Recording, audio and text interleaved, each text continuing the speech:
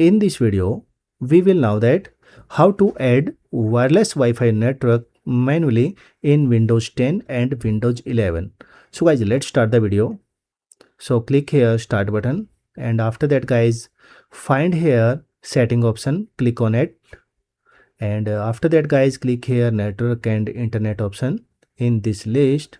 Okay, now click here dial up option and find here this list, click on it, and click here set up a new connection. And after that guys, click here manually connect to wireless network, click here on that option and click here next, and type here your Wi-Fi router name, and if you are using mobile hotspot, and type here your network name here, hotspot name here.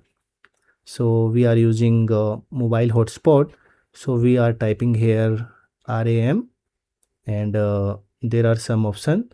Now select here this option WPA2 personal, and enter your password, your Wi-Fi password, your router Wi-Fi password, your hotspot Wi-Fi password. So enter here your password.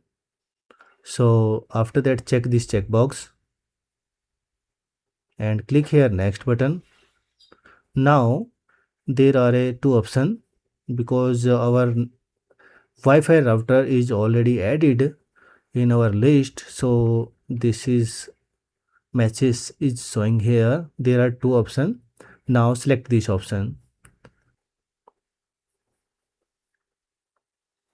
Now minimize this window, and after that guys, click here start button and click here run option, and type here ncpa.cpl. okay, now click on it. Okay, so guys, make sure your wireless adapter is installed on your laptop, and now enable it again.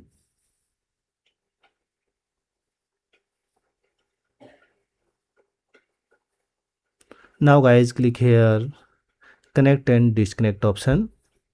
So guys, you can see here there are your Wi-Fi adapter wireless network here. Now click on it, connect.